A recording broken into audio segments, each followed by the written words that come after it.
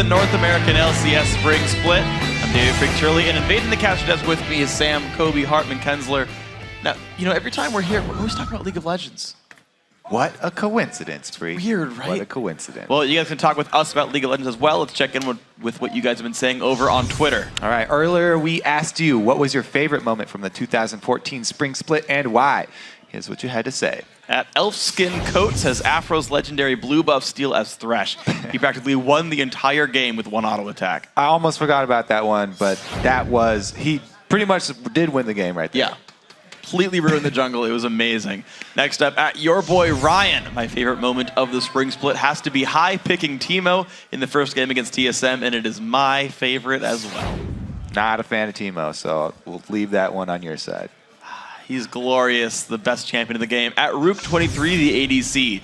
My favorite moment has to be when Coast beat TSM. The "oh my god, did we just win" looks on their faces were priceless. I love the reactions after the game, too. Yeah. At least 3 out of the 5 were on the ground. Yes. It was amazing. I mean, the reactions like that, they make it for me as well. IRasQ says, my favorite moment was Reggie's comeback. Sad we didn't get to see his twisted fate, but it was like Season 3 all over again. They performed really well with Reggie. I believe they had a better win rate with Reginald than they actually do with Bjergsen. There you go. Can't argue with stats, guys. Next up, at Zama174 says, how could it be anything but the Earth showdown between TSM and Cloud9 with EU Caster Takeover and Freak Strat to win the game? that was definitely a fun one. That was a good day right there. Your LCS big play of the Flash was a good one as well. Innovator. Yep, Innovator, the Flash against the Double Golems. Guys, thanks for all the great responses, but of course it's not too late to join the discussion. Hit us up at LOL Esports and use the hashtag LCS. But now let's pass it over to Riven Jat to hear more about XDG's upset win over TSM. Thank you very much, Freak. We'd like to welcome XDG's bot lane, Sheep and Zuna to the desk. Gentlemen, congratulations on the game. Quick, before we start this, Zuna, how many times did you thank Sheep for saving your ass in this game? Good amount. I was like, oh god, Lantern, Lantern, Lantern, and then he's like, I got you. All right, what was the mentality coming into this? Because it seemed like you guys started off on a completely different foot, and it was the right one. It came down to we felt we just had to win this, because against EG, if we did lose, if we did beat them, then it would go to, they had a game advantage on us for the 7th spot, so now it comes to just the best of one for us, or the 7th spot. Yeah, but Sheep, you actually seem to be playing a little bit out of your mind during this game. What do you think enabled you to do so well against this TSM team comp? Actually, I made quite a few mistakes. I used my ult by accident one time. I don't know if that was on camera, but that was right at the top. We thought they were fighting. Other than that, though, yeah, I played pretty well. I was happy with it. Thresh has always been my best support. We just haven't been able to put out results with it. I think we were 0-3 before this game. So, like, if you're losing with your best support, it kind of gets to your confidence a bit, obviously. But I just said, hey, guys, just first pick me Thresh, YOLO, and it worked out. So. Yeah, I'm happy that we were finally able to get a win with it. And yeah, aside from a couple mess-ups, I think we played the game pretty well. Zuna, your picks with 80 carries have been quite versatile. Coming back lately to Jinx and Kog'Maw, are you looking for those late-game carries again that suit you a little bit more? Yeah, I definitely like late-game carries because once it gets to the late game and you have 6 items, you're just such a big threat compared to having the early mid-game, because our early mid-game has been pretty lull lately. So just hoping out for the late game with good, strong picks. Yeah, and was that a strategy there for your entire team going into TSM, like we have to beat them in the late game, or was there something else going on there? I think it came down to we want to have a team comp that scales just as good as them, and we won't die early game. That's what we came up with. All right. Where do you guys think you found your strength in this game, Sheep? I'll kind of start with you. Your rotations in the early game, is this something you always want to do, or do you think it had to be played like that against Team Solo Mid? That's just something that I learned from playing solo queue for so long, to be honest. If you're winning your lane, it's really good to always just roam mid, give presence to other lanes. If your lanes are losing, it's a lot harder to pull that kind of maneuver off because obviously you don't have pressure in the other lanes. If you roam to a losing lane, it's really difficult to try to make a play because you could just get 1v2'd or if the jungler's there or something. But the first roam that I did, I think, down to mid from top, I think, was when we killed Bjergsen. Yep. It just worked out perfectly because I don't think they had vision on that side of me, so they were anticipating the gank ManCloud, and then Jake came in, Xmithy came in for the perfect counter gank, and Odd One had already flashed, so it was just a perfect kill. Yeah, we just had a really good early game that game. Yeah, and then also, it was rather close near the end of it. Actually, if we can pull this clip up on the screen, it seemed like TSM may had finally taken the upper hand on you because they were pushed right into your base, and you guys were trying to push them out. Actually, walk me through this clip and what your mindset was when you were able to push them back. It came down to we got Pokemon Expression. We're like, okay, good. It's good chunk. And then we still weren't in position, so everyone's kind of scared. And then we saw that the cocoon landed when he had no flash. So Benny flashed in there. My ult kind of hit, and then we got the kill. And then we were just like, oh, God, Benny's dead. Benny's dead. And then Benny's like, no, I'm still good. And then we just somehow got kills because they thought they could kill him. Yeah, it seemed like the whole game it was TSM just not quite being able to break through all of your peel to get in for the fight. Yeah, I had McHale's and Face of the Mountain for Benny, which is like a ridiculous amount of shields. On top of Orianna, Ryze is pretty tanky at that point too, so it was just too hard for them to kill him. And then here, I think we made a pretty big mistake chasing Turtle. Yeah, we don't need to get into that part. Yeah. It may have happened. That could have been the end of the game, but who knows? Yeah. All right, so you guys, with watching some of the games today as you've been in your green rooms, obviously EG is playing out of their minds as well. What are your thoughts about that upcoming match? It's a really big match, and just have to play as well as we did last game, and hopefully we'll pull through. How do you set up for something like that, knowing you kind of have a game off now? What's the prep even just in a few games? It comes down to not even really watching the next game and just talking all about the game coming up. Yeah, it's really all going to come down to that, try to get the 7th seed. But Sheep, I noticed you had a few supporters in the stands today. Do you want to kind of tell me about the story there? I didn't even know they were coming this week. It's just my family. They flew in from Canada. My mom flew in from Alberta, and my sister and her friend flew in from Ontario near Toronto. So it was pretty cool. It's pretty cool to have them there. But obviously, I just want to win games. So at the same time, it kind of sucks if you're losing. Your family like flew all the way from Canada to come watch you. So hopefully we can keep winning. So how do you guys take into consideration when you do have this big game against EG? And obviously, Thresh probably going to be something to band out. Jinx maybe something. You guys won't get that pick. When you use something this strong, what if it's all gone? What do you guys have something else in mind? How is that going to work against EG? I feel like for this game, we really didn't pick our strat that we wanted against EG, and that's what we've been playing for. So. All right. So you guys still got it. Able to hold some punches against TSM and actually beat them. Rather impressive. Yeah. Freak would destroy me if I didn't mention this, but he loves the fact that you guys have won one game against every team in the LCS, but only one. Is there anything to that, or is it just random chance, do you think? I feel like we're good enough to beat a team as long as we play well. We're just inconsistent, and that's what happens. We can make it 2 against EG today, though.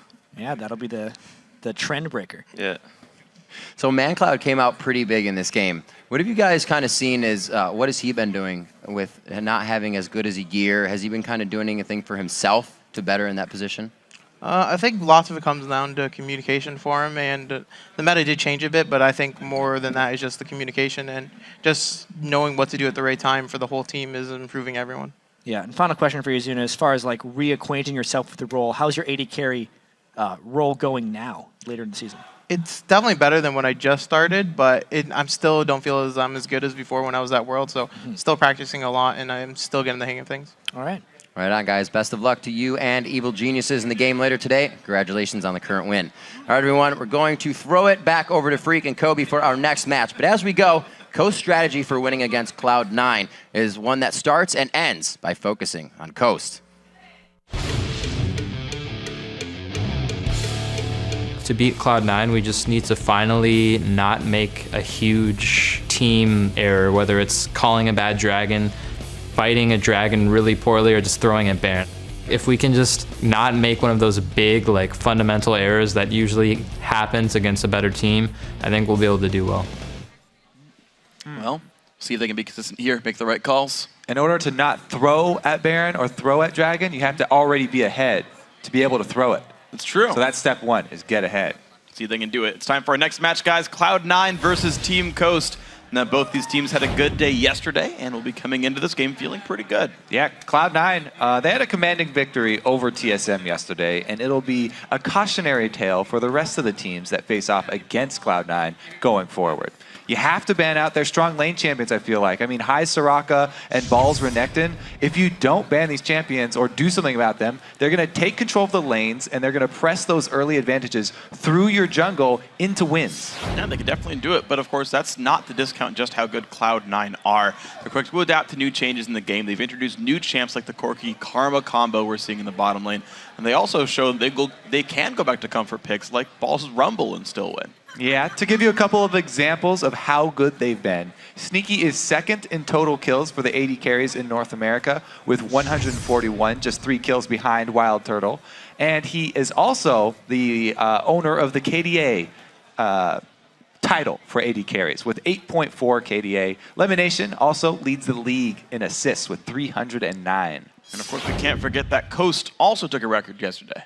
Yeah, I mean, in their win over Dignitas, WizFujiiN got 15 kills, the highest in a single game this year in North America. But it was so great that a game, I mean, it just went on for so long, I guess. Yeah. It was basically won or lost based on the success of Zion and Shiptur, which is not WizFujiiN's something turn. different. He's able to get a bunch of kills for himself as well. Yeah. This was a game where someone outside of Zion and outside of Shiptur was able to step up. So WizFujiiN got to have a good time. All right, well, here we go. The game's starting up soon. Let's check out these starting lineups here. On the blue side is Cloud9, Balls in the top lane, Meteos in the jungle, High in mid, Sneaky on AD carry, and LemonNation on support. And on the red side, it's Team Coast. Up top is ZionSpartan. In the jungle, Nintendude, mid Shiptur. AD carry is WizFujiiN and supporting Daydreamin.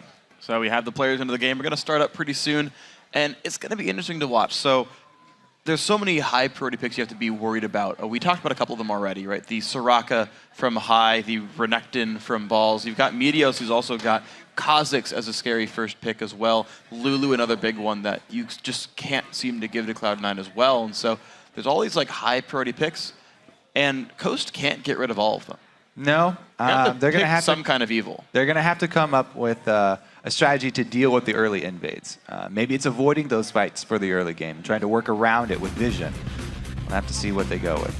Well, right off the bat, Jax is going away from ZionSpartan. Lulu is the ban here, which means what does come through for these guys? Of course, Nintendo would love to play Kha'Zix for himself. Daydreamin not going to be allowed to play Thresh either. But honestly, I mean, these guys know their ban's coming in. They're coming through fast and furious. They know what they want to remove from the enemy team. Cloud9 down to the last ban. Take a second and say, okay, Leona as well. A lot of engage removed from Coast here. Daydreamin pulling 2 bans. Shifter pulling none. Interesting. So Soraka and Renekton both still up here. Which one? Daydreamin is just cracking up here. They're trying to decide on the last one. They're a jovial bunch. They've got jokes, they've got laughs. So Renekton is available for Balls right now. Also, High Soraka is up. Not anymore. That's going to get banned. Cloud9. Is it the lane bully top lane? Is it the Lucian here for Sneaky? It is.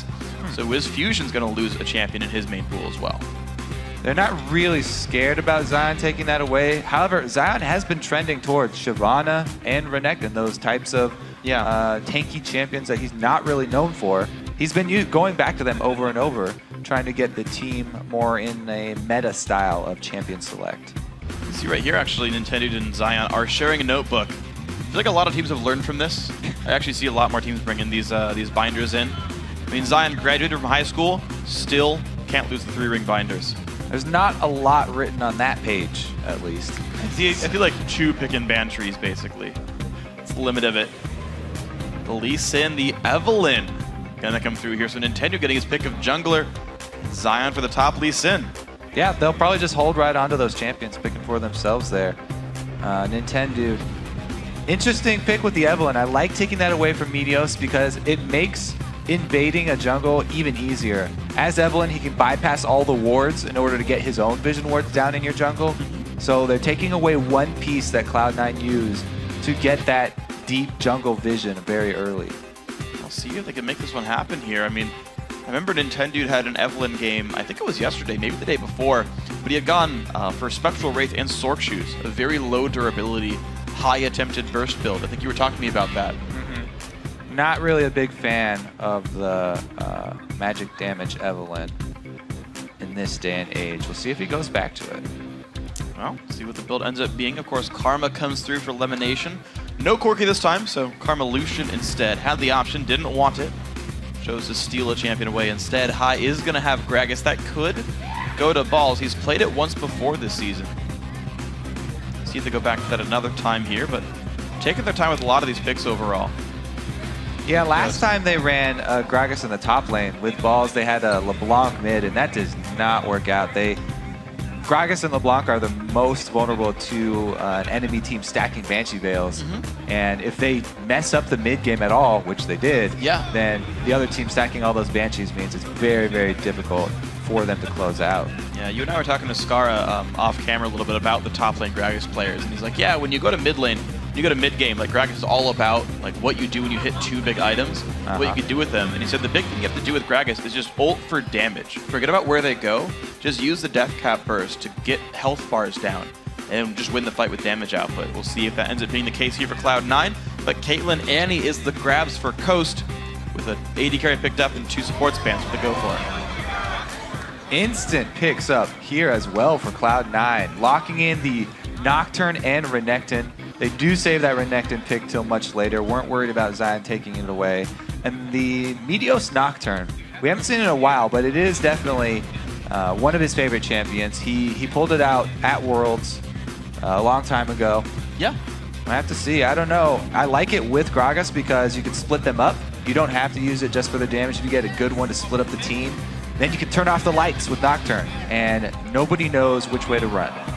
Well, we'll see which way Coast is going to run. LeBlanc picked up for the mid lane here. Shiptur going to be wanting to deal a whole bunch of damage in these matchups. And honestly, you've got fairly aggressive lanes on all sides. Lucian and Renekton, they're going to be fighting a whole lot. LeBlanc Gragas is going to be an aggressive one as well. They'll kill minions and each other rather rapidly. Lucian, Caitlyn among the AD carries also. Good laners here, so honestly, I feel like this is a game where there's going to be a lot of action early on, and we'll figure out who gets a lead pretty early on. Yeah, I'm very interested to see the early movements here from Coast. We did see in TSM's game, they had their support start all wards. One of the first times that we've seen it on the new patch. Yeah. They didn't get much of an advantage out of it. Level 1's really determined a lot of the first 10 minutes of the game. It's going to be, we'll have to see where it goes with, right? Do we see 2-on-1 lanes? Do we see the 3-on-1s with the junglers coming in? Do you see the 4-on-1s when the top laner shows up as well? A bunch of things might happen with these guys. Now, as the champions stride onto the Rift, let's see who you guys voted to win this one, with 84% of the vote going for Cloud9. Actually, not as high a number as I would have expected for 1 versus 6 in the standings. Coast, a bit more of the vote than I would have expected. Yeah, I mean, we did see a lot of tweets. Like, Coast are one of the favorite underdogs. Like, they're a team that, yes, they statistically are a long shot in most matchups, but everyone has a lot of faith in them just because they have very strong individual players that you can rely on. If somebody's going to pull an upset, a lot of people are comfortable with betting on Coast. What's interesting about Coast as well is, I don't remember the exact number of wins they have, but I know they've only dropped 1 game to a team below them in the standings. They're 7-1 against EG and XDG. But teams above them. Yeah, they've beaten, they've taken, I think, 1 game off Curse, and then 1 game off of Dig, and 1 game off TSM. So see if they can make it 1 off Cloud9. Yeah, add more to the pool. We'll see where they go. A nice LemonNation beard on the poster right there, and the game has begun. Cloud9 in blue, Coast in red. And C9 all running to the bottom side of the map. So we will see some sort of interesting level 1 here from Cloud9. They started 1 ward, and they're all looking towards the bottom side. Coast are very wary of this blue base, it seems. A lot of cautionary pings. They were afraid of the Nexus. They said back out from that one. Apparently they don't want another base race game. Not yet, guys, not yet. You get 1 per season. Cloud9 charging in, though. All right, Daydreamin's going to see C9 heading their way in, 45 seconds in. They invade towards the blue buff. Coast was only running with battle lines right here. And an early ward does come through here for LemonNation, so that will give these guys the ability to check the buffs. Of course, no sweeper here for Coast. And I always wonder if teams, now that I think 1 ward is fairly standard for, I would say, more than half the games, if a team ever starts sweeper and guesses where the ward comes down. Yeah, so you can start the 1 ward if you go with that Spell Thieves. However, as you can see with Daydreamin, going with the Ruby Crystal start here, no ward for him. It's very, very, very risky to start a sweeper. I don't think we'll see anybody starting sweepers anytime soon, because even though there is that 1 ward you talked about that's fairly common, trinkets don't start till 2 minutes, so sweeping something at 2 minutes, you're already in your lane. That's true. Definitely an inefficient trinket to start now, starting with trinkets. Or I mean sweepers.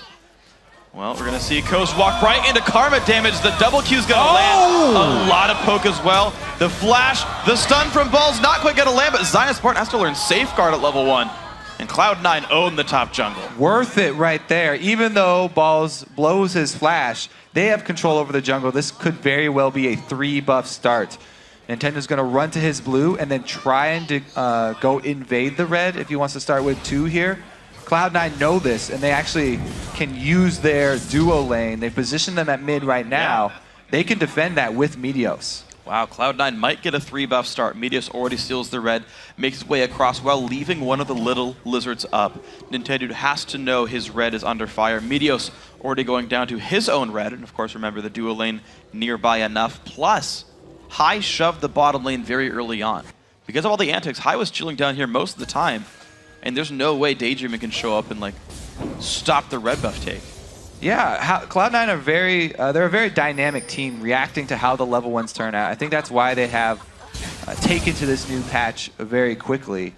They're very adaptable and reacting to how well that counter of the invade from Coast went.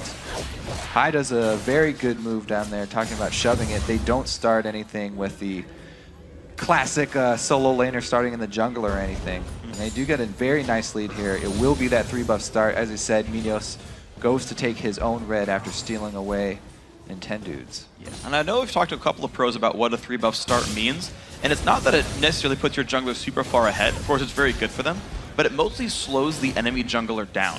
Nintendude, still not yet level 3, 3.5 minutes in. That's normally the time you expect the first gank to come in when the buffs are done. Meteos has the level lead right now, has the gold lead overall. So it does put your jungler ahead. Like that's yeah. It definitely puts your jungler ahead. What the point is that it doesn't mean your jungler is going to gank very soon, because even though he's ahead, he's spending a lot of time in the jungle taking all 3 buffs. So he will not go with a very early gank because he's going to have to go back to base in a lot of cases. Whereas Nintendo here, since he has so much less jungle, looking for a much earlier gank, trying to relieve some pressure on mid. This is very dangerous though, because they've already chunked down Shiptur. He's at half life. Daydreamin's making his way across the map as well. There's no wards to spot him out. The flash, the damage comes through. Shiptur with the clone is there. Nintendude on the chase, flashes in. LemonNation, 1 hit from dead. First blood comes in. Sneaky battling Shiptur's clone. Wins the fight. Stun comes in from Daydreamin just to make the roam happen. I gotta say, that's first blood Coast. Nicely done. Yeah, didn't even need the backup there from Daydreamin. He does secure the lane though. So it's a very nice rotation for Coast. The 2 versus 1 down bottom wasn't getting a lot done. Daydreamin able to make a play at mid. He'll get some extra farm as a support. That's always very helpful because Annie doubles as a mid lane mage. Ooh, the burst to WizFujiiN though, half his health bar down. High. Just going to regenerate back up and last hit a few minions. Pretty successful for this man. 21 CS on Gragas. And to be fair, he was in a 1 versus 2. He was set up against Daydreamin and WizFujiiN. 21 minions there on him compared to the 4 of Shiptur. It's very impressive. Yeah, he was able to shove the lane early, like you said, and then Daydreamin roaming pretty early on. Turned it into the 1 versus 1. Gragas lane, pretty easy at clearing out those back lines as well. And the poke still attempted from Sneaky as well. He's going to put as much damage down as he can with the double shot. ZionSpartan and Ball still in the fight. Zion, of course, with a couple extra potions, he TP'd into the lane. But keep in mind, Balls has Ignite available if they want to go for a fight, maybe at level 6. They don't need to wait till level 6. They've got a gank in Nintendude. Double longsword, he's going to be revealed. Balls with the double dash right there. Nintendude with the chase. The Q from Zion. Kill picked up. Coast 2-0. Great job here, Nintendude. Once again, another good move. Even though he got counter jungled, it sort of put Meteos back in his Season 3 style of jungling. Meteos has been hard farming his own jungle. Even though he got 3 buffs, Nintendude spent his time ganking, and he got 2 lanes ahead here. Balls not having his flash from that level 1 does end up costing them a kill. Yeah, and incredibly, because of either a little bit of lane tax, just the kills in general, Nintendude's got more gold than Meteos. He's up a longsword right now. You can see 1,700 to 2,000. The counter jungling, unfortunately, not paying off for C9. They're now roaming to the mid lane. Look at these moves from Coast.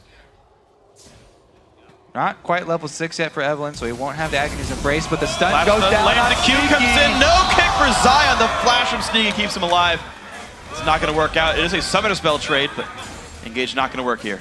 Yeah, they committed a lot of resources for that though, so a little bit of minion kills up top going to waste. Ball still has a nice CS lead, and he's not trying to shove it in. Letting the minions die. He doesn't want to overextend. You know, Renekton usually will not hesitate to shove that in, but since he is against Evelynn, and he just got killed, he doesn't want to have to overextend again. It's worth pointing out, Balls was smart enough to save his flash once he saw the... I don't think it was up from the level 1. I thought it was back up in time. Maybe I'm wrong about that. You're right. It probably was still slightly down. I just expected him to have flash right then. Yeah, that's a good point. Okay, so just kidding. Didn't have it. Ha! Not worth it from the level 1. Nice pun. Yeah. What? I'm just missing everything today. ZionSpartan level 6 Balls as well. Ulti is available for the Renekton. Ignite as well. Didn't actually have to teleport to get down, so Zion saving his TP for a potential dragon fight later on. And you can see that Balls is forcing Zion away. The Lee Sin forced to be a bit scared. Is maxing Safeguard in lane, by the way, different from what we normally see from him. Yeah, he doesn't want to fight Balls head-to-head here. Balls holding on to that full bar of Fury. Man, we still have not seen Meteos make a move. He's just going straight level 6. He does have his ulti on Nocturne now. So Nocturne with his ulti plus red buff. Maybe now we will see the first of the moves from Meteos outside the jungle. I mean, who would be good at setting up his gank, though? I mean, Balls is shoved all the way in. Mid is this weird duo where they have no CC for him, and Daydreamin and Shiptur definitely have the burst advantage. So Meteos, he doesn't have, he doesn't have a lot of options here. Well, the root's going to come through. A bit of damage to the Sneaky. The root's going to land. Actually, one hit to go. Daydreamin secures the kill from Shiptur. Nintendude waiting for a counter gank if one shows up. Meteos is taking the buffs, fully ignoring the team. So the LeBlanc Annie new duo meta here, Freak. Coast are setting the trend. Double mage comp. Remember though, with all of these kills, the gold is still tied. Gotta also remember that minions count a lot, and the kills, a couple of them came out very early, not meaning as much. Yeah, honestly, the fact that Shiptur is still stuck at 34 minions, or as high as completely holding even with WizFujiiN, is a big one, as well as the 16 minion lead that Balls has, even despite going down early. But Coast take that kill and their teleport, and they say, we have dragon control. Coast's going to take that very quickly. And now they put themselves 800 gold ahead. Now they've been able to convert, finally, off one of those kills. It was because Cloud9 opted to switch their duo lane, not having a good time going up against Shiptur, so they need to get them in a more comfortable area, down bottom, sending Sneaky to try and 1 versus 1 with WizFujiiN. Speaking of 1 versus 1, ZionSpartan happy to keep putting the screws to Balls right here. Down to 500 health. If he has QR, it could be a kill. Zion kicks him back. Balls does pop the ulti for this, but will have a lot of fury. High shows up as well. Nice ward jump by Zion. He's going to be safe. Yeah, great job by Zion. It's extra resources up here from Cloud9 going to waste at the moment. Zion didn't even come out of that with a scratch on him. Able to heal back up very quickly with that early max for Safeguard. He clears the wave. Level 2 in the E right here of Tempest Cripple, so still the standard area of effect type build. 1 point in the queue. High taking a bit of poke, and Shiptur, a bit of an interesting skill order. 3 in W, 2 in Q here. So he has like a load of extra like last hitting ability and poke, but still pretty wave clear respect. All right, both junglers converging mid here for a little bit. We might see some action, but let's talk about how this early jungle game is really playing out here. Because even though Meteos is hard farming the jungle, he's not coming out ahead in gold. It's Evelynn with the gank advantage. That's why the meta from Season 3 to Season 4 changed so drastically with all the early game power junglers with high impact ganks, with high dueling capabilities early. Just straight farming the jungle early on is not beneficial for your team overall, because the other jungler can just snowball lane after lane.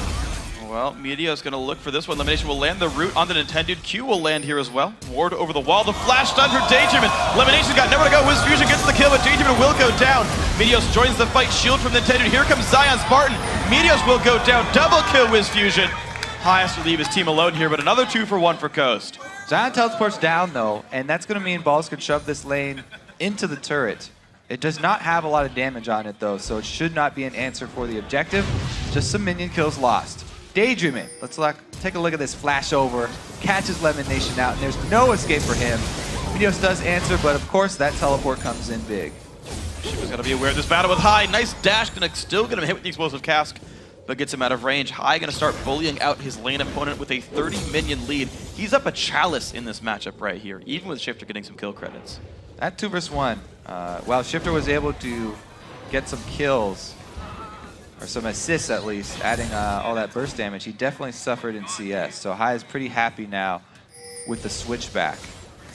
And you can see the AD carry is also in a similar situation. Never mind, WizFujiiN just went back to buy. It was BF sword for both of them. Now it's Bloodthirster, so the Coast AD carry looking pretty happy with this one. ZionSpartan all around the map, trying to roam down after shoving top. Looks for High. He's got the kick! Puts him into the wall! Good flash from High, keeps him safe though. Good move on both sides. All right, bottom lane also has taken this opportunity to shove in, trying to get some extra damage on the turret. They're being converged on here. 3-man move from Team Coast. Daydreamin with stun available. He's gonna find Sneaky for this Little damage early on. Tibbers is not available, but he's chasing down, trying to get another stun charged up. Mid lane turret goes down. Sneaky still takes damage. The root from LemonNation forcing Daydreamin back. There's gonna be nothing really picked up here, but the mid lane's still under fire. Good counter there by Cloud9.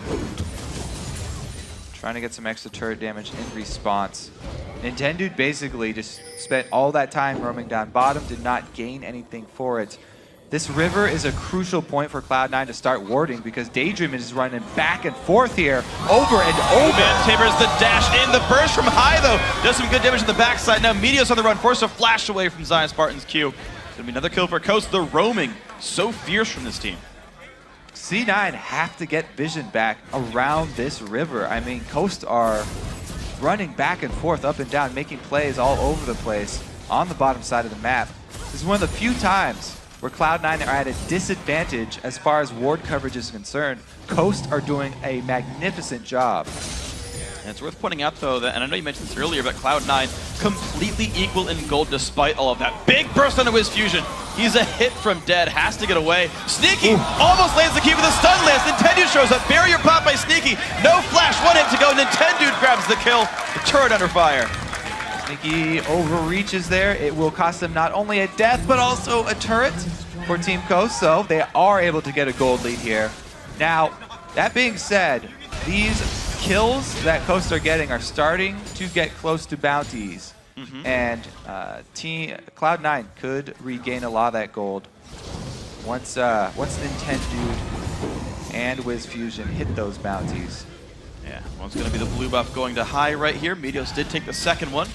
Gives away the third to his teammate now that he's in the mid lane right here. ZionSpartan will actually be grabbing his team's red buff as well, wanting to battle up against balls. But the mid lane's going to, or sorry, the top lane's going to reset. Dragon's up at 25 seconds, but Zion will not have the teleport available for this. So will it be a 4v4? Will they force the rotation? We'll see if Dragon forces much in the recent future. Near future. Very dangerous to force it because even though Shiptur's down in CS, he's got that needlessly large rod, so he definitely has the power that he needs behind his burst potential. Even though he was denied a lot of CS from that 2 versus 1, he is a force to be reckoned with, so 4 versus 5 could change that situation. Cloud9, they know the teleport is down, looking to force this dragon, calling balls very early here. Watch again for Daydreamin. His Tibbers is available, there's no flash, but he's had very, very good stuns thus far in the game. If Daydreamin can set that up, they've got plenty of damage to follow up his CC. The only thing Team Coast are really lacking is tank stats. So they're really relying on the initiative and that crowd control so they don't have to take much damage in return. We'll see if they can find the pick right here. Some wards are available. They see balls and LemonNation. High waiting in the wings. Now he's spotted as well. They know Cloud9 are grouped up. Zion looks like he's going to recall back and head around the lanes. Meteos just getting away one of the traps. Ravenous Hydra and Ninja Tabby done for ZionSpartan. He's got a big item lead over balls right now. We'll see if he can turn that into much. He's going to run down towards the top lane. Okay, so Coast happy to slow it down for a bit and play the map a bit more. Cloud9 looking to play the mid lane with all 5 members though. Here they go. We'll see if the siege can begin right here. Zion pulled back down to defend. Daydreamin, that lane flash back available. And he's got distortion boots now, which means roughly 3-minute flash cooldown. for the rest of this game. A little bit more than that, but close enough. Because, Annie is this great initiation tool for your team. However, she is also a liability because she spends so much money on mobility with the boots and then upgrading boots and then also making talisman that she's very, very squishy. If you can land some sort of poke on her, like even a barrel combo from high would take Daydreamin pretty much out of the fight. So definitely looking to try and poke him down before it starts, but they don't get a chance. Flash on a sneaky, big damage comes in. Shiptur finds the kill, and in comes Zion in the back lines. Here comes the dives past the turret, though. Kill for balls so far. Meteos there as well. Zion's going to find the kill onto Karma. Meteos actually in a bad spot. He's going to be going down. Nintendude. Double kill comes in high. Very low. Great explosive cast, but still goes down. Triple kill Shiptur. Zion flashes the chase down. Balls half HP on Renekton. Here comes Shiptur as well. The chase still for Lee Sin. Balls does not have many places to go. Gets slowed down. Finally succumbs to his fate. Gonna give the kill away to Shiptur. 5-0-2 on the block, and now Dragon is gonna be Coast. They are just not respecting Daydreamin this time around. Daydreamin again starts it off, and Shiptur, as we said, he's got the damage to follow up any sort of CC. So they immediately take Sneaky out of the fight, plus Cloud9 are behind the turrets. There is nothing that they can do to win this fight at that point, and it's a very clean ace for Team Coast. Daydreamin just all over this map today, making the plays. Wow, so 12-2 in kills now. Daydreamin giving his team 8 of those in this one. Shiptur being a part of 7. Also Nintendude stepping up 2-0-6 on him. Gotta say, this is a very different Coast from what we've been seeing. Just level of control everywhere. Early game's been good, objective control's been great. Everybody's been, heck, I don't want to say completely winning their lanes because I know High had a better job than Shiptur in the 1v2s, but they're playing around that so well. Yeah, I mean, Nintendude did not hesitate once his second buff was stolen. You can see that it isn't that big of a deal. He went for the ganks. Because he's Evelynn, those ganks are a lot easier, to be fair, but he was successful in the first couple ganks, got right back in the game, and Team Coast are doing a great job here. Now they just need to retain control. They have great ward coverage so far. Yeah. What really has been the problem for them, though, is finishing out games. Yeah. I mean, you heard Scar in the morning. He said, yeah, Coast are winning the games up to the point where they lose. Yeah, this is exactly what he was talking about. This is Coast right here, according to Scara. Yeah. I gotta say, this start against Cloud9 is just incredibly impressive, though. 4,000 gold right here, 20 minutes in. Meteos comes in onto his WizFujiiN, gonna jump over the perfect flash by Meteos, though. The fear is on. WizFujiiN's gonna accept his fate. Down he goes. Well played, Cloud9 jungler. Meteos definitely coming up big there, but it is just a solo kill. They don't get any extra gold off of it. Next time I put a Nocturne, I'm gonna mind game 90 caliber net and just stand by a wall. Hope he flashes over. That'd be the play. See if we can do it. Right now, though, the mid lane under fire. Mid turret does go down. Cloud9 with the turret lead on this game. Meteos split pushing on the bottom as well. 2-2-1 on him. Nintendude looking for a bit of something to do, but this could be a bit aggressive for Coast. They're going to back off of this one. Meteos still pushing, though, rather quickly. This turret's going to go down just to Meteos. He heard us. It was like, yes, my kill will not be just a kill. I'm grabbing a turret for it as well. High using his ult for damage, as was recommended per Scara. Bit of damage. Sneaky's going to be fine. Shield's all right. You know, if he shielded balls, he would have gotten there. All right, so they are looking to cut him off here, though. Zion does get around. Can he delay them long enough? Nintendude's in the area. Goes for the ult. 3-man there. AoE shield comes in from LemonNation. Is it going to be enough?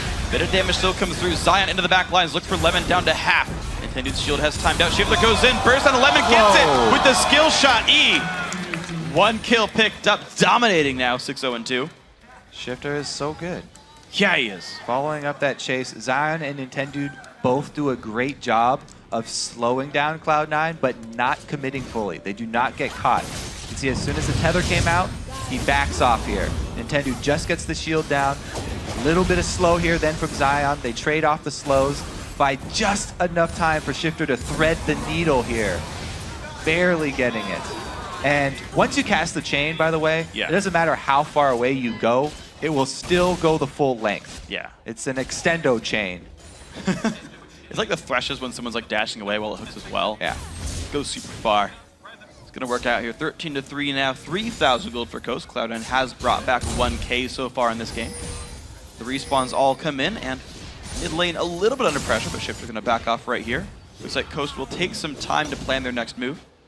They're not really the team to go and look for sieges anyway. It's, hey, let's stretch the map out. They're one for a split pushing Lucian. Yeah. That's much more their speed here. Plus, his teleport's coming right back up. Yeah. So, Coast going back to their patented strategy here, letting Zion do what he does best. And speaking of Zion, as far as the one-on-one matchup versus Balls goes, he's starting to excel right there. Has brought the minion lead back to +20 for Zion. He's also had 2 kills and 5 assists, meaning that he's just stronger in the one-on-one. High getting caught a bit though. Nintendude forced back. He's gonna be safe in this one. Looks like Balls will show up for this turret, down to about 2/3. Zion's gotta be careful here. He's taking a fair bit of damage, kind of Wait for the ignoring. minion wave, I believe. All right, minion wave finally No, comes it's in. Takes very little damage, but takes a long time to leave range right here. Ignite comes in. Might have been up more than he could do. Jumps to a ward, kicks him back. ZionSpartan looks like he will survive. Trades a couple of cooldowns. So he's just baiting out cooldowns there then, getting low. He was not just waiting for the minion wave to go back. Daydreamin does get chucked down. That's the combo. That is not where he wanted to be. Down goes Annie. Cloud9 now looking like they're going to keep pushing forward. Bottom lane and Hib under fire. Meteos split pushing all game. What? It's working quite nicely. What? Zion's got to be careful. Meteos is able to get all the way into the base up here, unnoticed. Shiptur now on the run. What has happened to this game? Has to flash over the wall. He got very low. Ignite went through as well. Jumps back over. He is safe, but Cloud9 making a lot of individual plays themselves. Largely Meteos. He's actually had the best score so far of his team. Least deaths, most kills. Meteos has 159 farm. We're talking about him going back to that Season 3 style. There it is. He was not deterred by the early game. I mean, Going back to his old ways here. I mean, he's going all the way back, though. He's got Zerk Grease. He's got Yomu's Ghost Blade. I'm thinking towards another Brutalizer maybe with this long sprint in this one. Meteos. He's basically the ZionSpartan of C9 right now.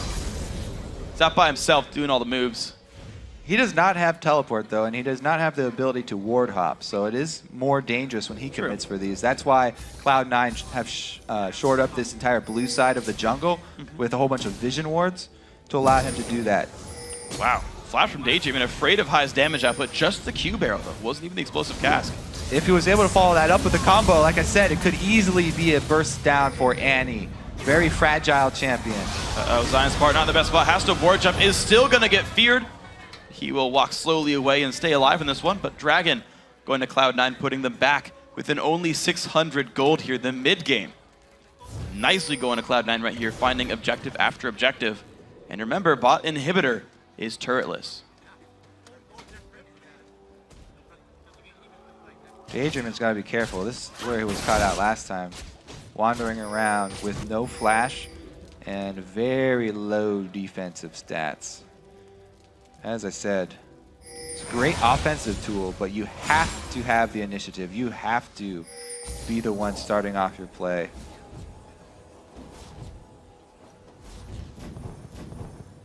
Daydreamin gonna hightail it out of there. High. He just traded wards real quick. It's a bit dangerous. Barrel comes through. Doesn't dodge it. It's a third of his health bar from a basic ability. Next time, he's dead. Pretty much. All right, four-man squad hope. They want to get the stun down. Oh, Daydreamin is one hit from gone. He has to leave this fight now. Yeah. No fight attempt here for Coast. Looks like Meteos and ZionSpartan are going to square off in the bottom lane right here. Looks like Zion stays alive. Equal level between these two. You're seeing wave clear from Meteos. The smite helping with that one. Minions dying from ZionSpartan's side. Now, Meteos is on Nocturne, so he can go maybe a quarter of the map with his ulti to try and join a team fight, but it is no teleport, so the Cloud9 team would have to be at mid lane if they wanted Meteos to join them at all. I think they're just going to keep him down here with Zion and make sure Zion does not get a turret. Yeah, well, Coast seed another turret, though. It's now a gold lead for Cloud9. Pretty much the first of the game. Nintendude's got to be careful. Haste comes in from LemonNation. He's going to hightail it out of there. But ward control. He just goes around Zion from the back here. They also have High coming in. They might actually chase this one down. Zion does not have a sight stone. He was only relying on a single ward. Oh, the ulti's pop. Here comes the Fear Tether as well. Zion flashes away, does get just barely out of range, but you can see how well Meteos wins that fight. They've got him scared off too. He's going to have to go back and heal now with no teleport. Cloud9 have a slight advantage on the map. Yeah, Zion going far away before he starts the recall. Does not want to get chased back down. He will, unless he gets completely blind guessed. No, he's going to be fine. He's going to get back.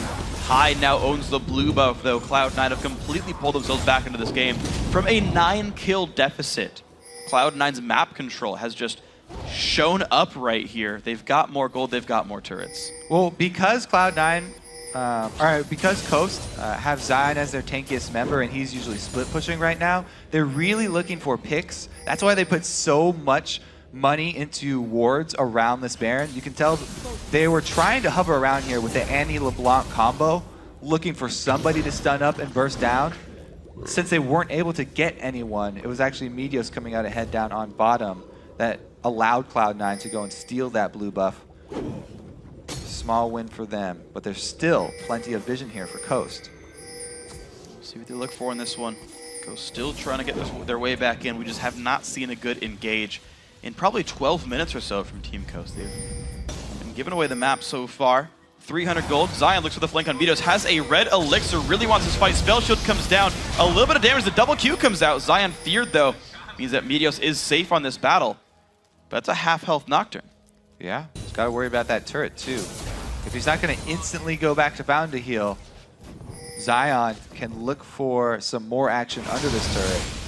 We're going to try again. Fear Tether comes out once more. It's going to be Blade of the Ruin King, the attempted build for Meteos. The Fear doing so much, though. It's going to be the miss on the Q. He waits out the spell shield, puts down the abilities. The flash from Meteos wants to stay alive. The ulti comes out, picks up the kill, but High going to knock him away. Shut down. Actually goes because of the red buff to Meteos. The dual kill did come through, though, for Zion. So he turned on his ulti, but since Zion was already right next to him, Zion could still see him. And there was no point in just trying to run away with his ulti on. That's why he used it for damage there. Try and make sure that Zion does go down. Otherwise, if he was able to flash away and gain just that little bit of distance, he could keep his ulti on, try and use that Fog of War to escape and let High clean up the kill. Yeah. Ended up being a 1-for-1, but some extra gold did go Cloud9's way to the shutdown as well as the assist pool. So Coast still trying to make their way back in. 600 gold deficit for these guys. Killing away the jungle, seeing what they can do now that Meteos has respawned on the map, but doesn't have Paranoia for a few seconds. Blade of the Ruin King is done, though, for the Cloud9 jungler. Balls has the full tank duties right there. You can see Sunfire, plus a Thornmail, plus Spectre's Cowl. Teleport in, they're going to rush down this Baron. They have complete vision control once again. They've been able to clear everything out, but Balls just base checks it. Level 13 is going to be the jump in for ZionSpartan. The Karma, though, putting the damage through. Balls only level 13 to Zion 17. Cloud9, their entire team's been grouped together for the most part this game. High still trying to wrest control. Because Cloud9 have bundled most of, oh, there it is! The flash stun, the damage in towards High. He's going to survive. Balls goes in the front line. There's the dive towards WizFujiiN. Has to run away. Barrier's on. Down goes Meteos, though. The most far member of C9 is dead. Nintendude has very few places to go. He's trying to run away. The flash from Sneaky picks up the kill on the backside, though. 1-for-1 this fight. They're going to take this 2 minions right here and not go up to the inhibitor turret. Actually retreat back to Dragon. They've got that one time, even though Meteos is down, calling out the change of targets. What a flash from Daydreamin. Not only does he get into range to stun High, but he also avoids the ulti there. It was a good call from High to go for that, but that's the drawback of going full damage Nocturne right there. He dove into the back line.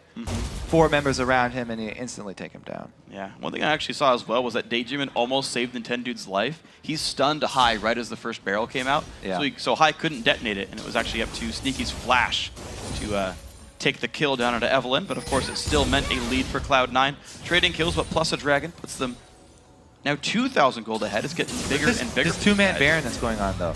Very sneaky over the wall. Zion was able to get in just through a ward. This ward from Cloud9 makes them feel safe. They've got a peek ward on the outside, so they didn't see any member of Coast walk into the Baron pit. However, they've done a very, very good job of going over the back here. Cloud9 think that Coast are just looking for more picks. Oh my gosh, they haven't seen Zion in forever, but it's not going to matter too much. The damage comes through. ZionSpartan, the rest of the damage nearly gets knocked in the ward vision, but that does go down. Cloud9 losing control. The ward comes over, and they're like, We've been you hacked. sneaky Coastites. Who stole the Baron? Coast did. There you go. You saw the rest of them. Yeah, so junglerless Baron right there from Team Coast. Very bold. Able to pull it off with WizFujiiN and Zion coming up pretty big. Cloud9 tricked themselves. No actual vision inside of the pit. So you have to be very careful when there's a team like this that can jump walls so easily. Very impressive stuff for these guys. Meteos, you just see how fast he kills the jungle, though. Those things take like 3 seconds total. High, still in control of this blue buff, though. Honestly, Cloud9, despite the Baron down, they've not even stopped trying to own the map right there. Blue buff, again, is theirs on Coast's side of the map. Coast might try to group up for the fight. I mean, at this point, Baron buff is worth a good couple thousand gold. They should be the stronger team in stats on the map right now. Really, Cloud9 have to worry about the initiations from Daydreamin and the flanks from Nintendude. It's pretty much the big two that they have to watch out for. They've got decent pink ward coverage in both pixel bushes in the river. See what C9 can do with this one. Still down the 9 kills. High still wave clearing. C9 taking their time with this one. I suppose at this point it makes sense. They're waiting on Baron buff timeout. Thornmail does for Zion, though. He still wants to fight Balls, wants to fight Meteos, wants to fight Sneaky. A bit more up to High. I really like what Daydreamin is doing with his build here. After he's got all this mobility, spent everything on the boots and the upgrade and the talisman, he's going for a Banshee's Veil because he knows that's the biggest threat to him. Being chunked down by Gragas, as I said, the combo can take him out of the fight, and they really need him to be able to pull off that initiation. His flash is back up. It's a very real possibility once again. He has to time it very well with Nintendude, though. They can get that Agony's Embrace down at the same time as Tibbers. It will be a very good combo for Team Coast, and Shiptur can choose his target.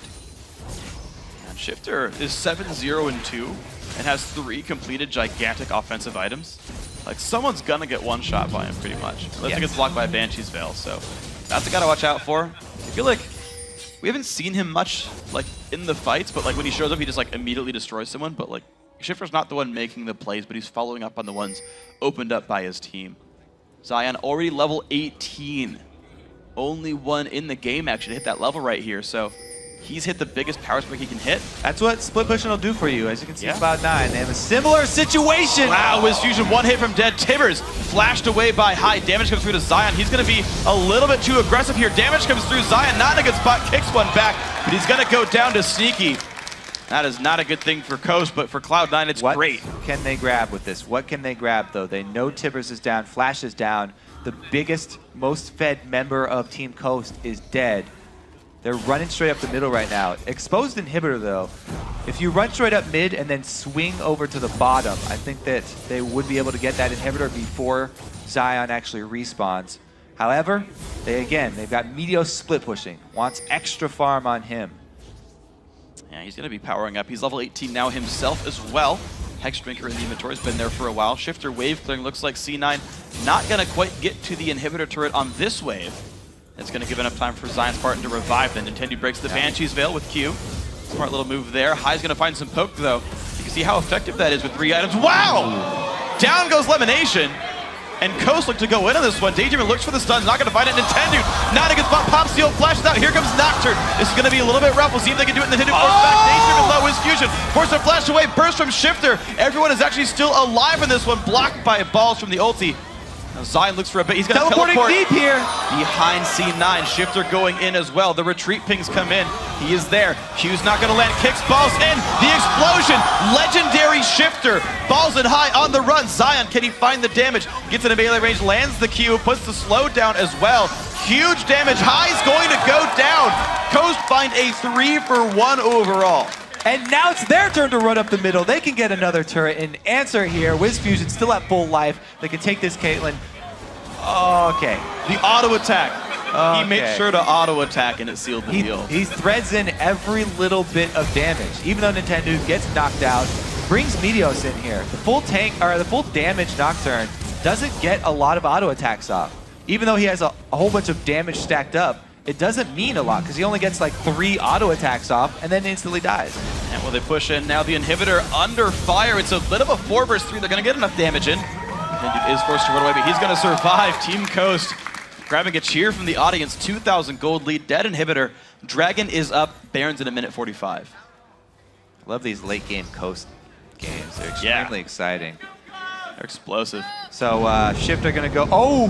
In comes the ult from Meteos! WizFujiiN has nowhere to go, nor does Nintendude. Meteos pops the Youmu's, but that's a Shifter. All right, that's what happens when he gets more than 2 auto attacks off. Yeah. WizFujiiN dead. Hurts a bit to make that one happen. So yeah, GA for WizFujiiN might not be the worst idea, but he's still building towards Infinity Edge. Cloud9 make their move forward. Looks like they'll kill off. That took like 2 auto attacks into Smite. There's so much damage here. Meteos, oh, he's not going to get the blue buff for himself. That will go to high later on, but they're pushing towards this open inhibitor on the bottom side. 23 seconds until Coast's AD carry respawns. High still owns the blue. Couple of wards here. They see C9, but this is like the most powerful point for Gragas too. Like, he's got the trifecta of items, and now he's dead! That's all it takes. Shiftur finds the kill over the wall, and the Ascension is used. Nintendude, he's going to look for the ulti. Can he get in? The haste comes out. LemonNation going to keep the team alive. Shiftur, once again, coming up with a huge pick. He's 10-0. Yeah. Now, you talked about him mostly following up on plays. Not anymore. The last couple times he's been making his own plays, but he just needed his team to help him get some extra money, and then he uses that money very well. This is why they get Shiftur fed. DFGQR in the Where's the autos? He didn't put autos in that time. Nope, didn't need it that time. Didn't need them. High almost dodged that chain though. He actually turned back into it ever Pretty so close. slightly. He's not going to be back up for this Baron though, so that kill from Shiftur, pretty much earning them a Baron. Yeah. Well, High does have a Negatron cloak, but he's not going to grab himself home guard boots. Coast going to burst this one down. High respawns, and the whole team of Coast looking for their second Baron of the game. I assume they got the Dragon back there as well, and down it goes. 20, well, just still 2,000 gold for Coast right here. Dragon 2 of 5, Baron 2 of 2 though. And they're about to equalize out on the map as well. They're only 1 turret down. And of course, mid inhib is still dead as well. They're looking top lane. This is a game where Coast have more than twice as many kills as Cloud9, yet it still is extremely close. I feel like I'm losing my mind in Super Week, but this is going to be a great way to close it out here. Coast are sticking tough with their 5-man squad here, even though Meteos can easily take this inhibitor, especially with all the damage. Coast can easily go for a dive. A little bit of burst, not too much gets landed though. The push in comes through to the top lane. Inhibitor turret. Zion taking a bit of damage in this one. Good burst coming out. Down below half HP, has to dodge away from the Q of High. Okay, now can they keep Coast in their sights, not let any members of Coast recall? And Meteos pushing down the bottom lane inhibitor so quickly, making the plays all by himself. That's going to die. Youmu's Ghostblade helping with that one. Down's the inhibitor. Mid inhib still down for now, but should be respawning soon. Minions in the base. Flash. They were able to keep vision of Coast long enough for Meteos to get the inhibitor, and he faked his back here in the fog of war. They're still wondering if Coast are actually going to go for it, and they do. Meteos is going to look for the Nexus turrets here, though, if they can get enough. Daydreamin is going to find the sun. High gets Meteos, though. Shiftur finds not enough damage taking it down, and Coast have to run away. Meteos will close the game out by himself. Oh, he's looking to. Balls is on the hunt. He's trying to keep vision. He's denying the backs. Who's going to get away from this one? Daydreamin is going to get a recall in the brush. ZionSpartan about to get found by Balls, but can Shiftur burst them out. They're going to look for the damage, going to get rid of Renekton, but in hit. Nexus turret number 1 is gone. Nexus turret number 2. Shiftur pushed away. Meteos trying to close the game by himself, putting Cloud9 on his back. And the 4-4-2 Meteos takes down the Nexus. Well, wow. Well, that's a way to win a game. Yeah. The last one of your season, or the split at the very least. I'm pretty happy about that one. Meteos with the MVP vote. So, yeah, he did all the damage to the structures, but Meteos had the easy job there. It was the rest of Cloud9 that had the tough job. It was their job to keep vision of Coast, keep them interested while not dying in a 4 versus 5 situation against the 10-0 Shiftur, and they pulled it off. So, MVP to the rest of Team Cloud9, I have to say. Meteos did all the damage. He did all the damage, but the rest of Cloud9 were the ones with the strategic play, defending the base and keeping Coast from going back. Wow. Wow. All right. Cloud9, they end their season 24-4. They tie their Summer Split 2013 win record of 13 in a row at the end of the season. Wow, guys. Undisputed number one at the end of the regular season as well. Chat, give it a thumbs up to the camera as well, helping someone take the peripherals away. But I was getting a little Good. tired because it's Super Week, but I'm wide awake now. That was I'm ready. the most exciting ending that we've seen in a while here. We've had these Coast games never disappoint. They never do. There's always something funny about a Coast game. And honestly, today's games, there's been something special about each one. You had CLG just like ripping Dignitas's head off with that game. Like brutal game right there. You had the XDG come back and upset over TSM. You had this game, just ludicrous in its own right. Been a lot of fun games. Yeah, I think a lot of it has to do with the teams that finally got their spots locked in the standings are like, okay, now we don't have to play so safe anymore. We can try our new things that we really wanted to, but we are too scared of. It's that risk versus reward that a lot of these guys are talking about with the new level ones where everything's blind. There's a lot of strategies that you can go for and try. Yeah. But they involve more risk, more reward as well. Mm-hmm. Well, looks like the farm the jungle for the reward that didn't work out early game. Yeah. Meteos. He stuck to it though. He was He like, stuck I to go it. full damage. I'm farming as hard as I can. He ignored his team as much as possible. Yeah. It did work out for him at the very end there. Meteos was gigantic, kept pushing the bottom lane. He made it pay off, but yeah, I mean, the amount of effort required there. Shiptur still had a great show, did end the game 10-1-2. That's always rough. Zion as well on Lee Sin was able to get that CS back that he was missing with balls, teleport in the back of Team Cloud9, pick up a bunch of kills. Yeah. They get Baron. You had all these makings of this phenomenal team. I remember at the very start of the spring split, we asked a lot of the teams like who their top teams were. And a lot of guys said that Coast were like a top 4 team. They crushed the challenger scene, you know, leading up to the spring split there. They've had a couple of inconsistent showings, of course, couldn't quite pull this game up, but you saw the elements of what made Coast a feared team coming into the split. All right. Couldn't quite pull it out. Time to wake up. It's all right. Got more, guys. Remember to share your standout moments from today by tweeting at LML Esports and using the hashtag LCS Big Plays. For now, we're going to send it across the studio to Riv and Jat for more on Cloud9's exciting finish. Thank you very much, Freak. We'd like to welcome Cloud9's King of the Jungle, Meteos, to the desk. Congratulations on the win. I'm sure you're making some people think that tweeted out today their favorite NA LCS plays might have changed after that one. And now I have to ask you, how many times has that actually happened in your professional career in a solo queue chance? Has that ever happened before for you? Actually, building full damage on Nocturne is something I do in scrims where when everything goes really badly early game, because Nocturne can't help that much early game, I just sort of say YOLO and just build full damage and hope that I can split push. I've never had it to that extent where I actually take the Nexus, but usually I can 1v1 most people and just put a lot of pressure down there, and then usually their team groups up and kills me a lot, but I managed to not die that many times that game, and then it worked out somehow. Right on. We actually saw you a few times in those fights, maybe not building full damage on junglers a lot. You're forgetting to use the Yomus and the Cutlass. Was it just not the Randuins? It's so many buttons to press. Like when I go in, I press Alt, and then while I'm ulting in, I'm trying to start my Fear Tether, Spell Shield something, Yomus, and Bork all at once. So it's like playing the piano on my keyboard. You just gotta use your whole hand. Yeah, that's what I need to do. I need to set it like all the things on the numpad and just start spamming that with my right hand. Yeah. But yeah, it's pretty hard to do, and I forget some of the hotkeys sometimes. I think there's one kill I missed because I didn't Bork, and I didn't Yomu sometimes, so I don't know. I'm not that good at button mashing, I guess. It happens. Just kind of a general question, though, about that game with Team Coast, because you guys have been so dominant kind of up until that game. Why did it actually get out of hand in the first place? Well, honestly, I think it's just because we locked in first place yesterday, so this game didn't mean as much, and I think we just weren't really like there mentally. We were dying to stuff early game that I would sort of be like, hey, I think Eve's top, and then balls would die. And it happens in scrims a lot where when the game doesn't matter as much, I feel like we sort of slack off. Right. And that definitely just, came back and bit us that game. And we probably should have lost, honestly.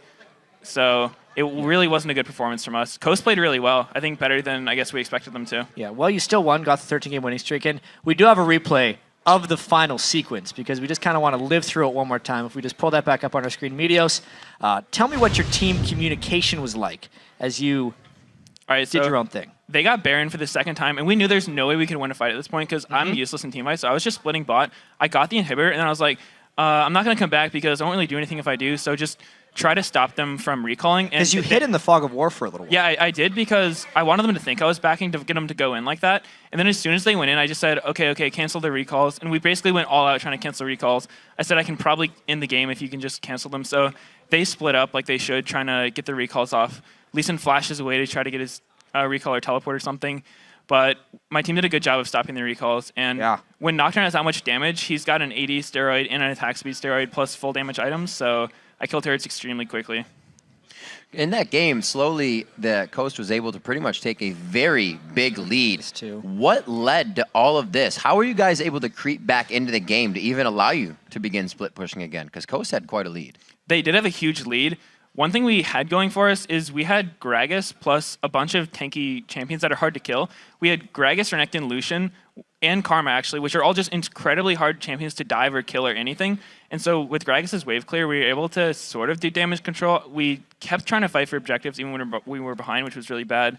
But I guess we thought we could win the fights. And I don't know, it definitely wasn't a good game for us, but yeah. Still counts. You have the really memory now about that game. of killing both Nexus turrets by yourself while the enemy team had all 5 people alive. That's never happened before, really, in the LCS. At least you have that. But I do want to talk to you a little bit about yesterday, because we didn't hear too much from your team after the win against TSM. How huge was that for you, and how did it feel knowing you were locked down the #1 seed? It was huge because I think that might have been the first time we've been #1 all split. Maybe we were #1 for a bit in the beginning, but anyway, it was a big win for us. TSM's looked good all split. All of our games for some are close, and we got I don't really remember the game that well. I think we got an advantage early, and we were just able to snowball on them. So, I mean, it felt good to win. Yeah, you guys definitely dominated TSM, and I almost want to ask you now, you have 2 weeks off before playoffs, and you guys have been going non-stop, really, for 12 weeks, because the off week at the LCS was you guys at IM Katowice. What's it going to be like having those 2 weeks off? Well, it's basically going to be the same thing, just a ton of practice. I've actually sort of taken a couple days off these past few days because patch 4.5 is a huge change for the jungle. And so I didn't really want to solo queue. Plus all the rune changes would make me mess up my damage values. So I've been playing a lot of Hearthstone. And then, so this next 2 weeks basically is not going to be a break. And, you know, we're just going to practice a lot, get as many scrimmages as we can, and you know, try to come in strong for the playoffs. Early impressions on the 4.5 patch, I've heard Scar talking about how happy Crumbs is that carry junglers might be a little bit stronger. What are your thoughts? I haven't actually. I played one game where I played Lee Sin and lost to Shifters and Zhao, which apparently he's been winning every game with. Mid or jungle? He's been playing jungles and Zhao. He was like 0-10 and he still won the game. I don't know. He's just too good at the champion. And so, yeah, I guess Feral Flare is really strong is what I've been hearing. So I have a lot to try out. You know, some champions have gotten buffed, some have gotten nerfed. The items have gotten changed, so there's a lot of work to do. And what happens when something like that, where the jungle will be affected a bit? How does the team kind of respond to that overall? Is it like, let's see what Meteos can do now, or are you going to kind of roll with the punches as they have been for Cloud9? Well, we basically just, you know, look at all the changes. We try to get an idea in our head of what will be good, and sometimes that's like it's correct, and sometimes we're way off. And then we just see what works. You know, in scrims, if we lose consistently to one strategy, we'll try that strategy to see if it's a really good strategy or if we're just playing badly against it. So basically, it's just what we've always done. This is a pretty big change, so there'll be a lot of things we need to relearn, but I'm pretty excited for it. I think it'll be fun. Yeah, Cloud9 always tries to find the most overpowered things in these patches. But really, this upcoming game we have, the deciding match for 7th place, XTG versus EG. What are your thoughts on this matchup? This is going to be a pretty cool matchup because both these teams really don't want 8th place. LMQ looks extremely strong, and they're likely to play the 8th place LCS team. So I think these teams are going to give it all they got, and it should be a really good game. All right, Meteos, actually, who are you giving it to? One final question. Is it going to be XTG or EG? Who am I giving it to?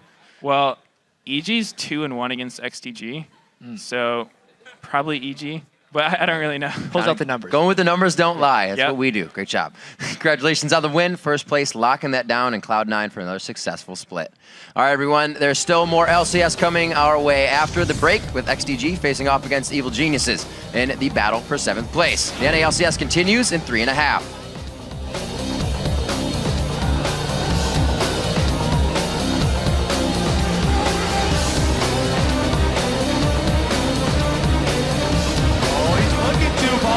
He's trying to keep vision. He's denying the backs. Who's going to get away from this one? Daydreamin's going to get a recall in the brush. ZionSpartan about to get found by balls, but can Shiptur burst them out. We look for the damage, going to get rid of Renekton, but in him, next turret number 1 is gone. Next turret number 2. Shiptur pushed away. Meteos trying to close the game by himself.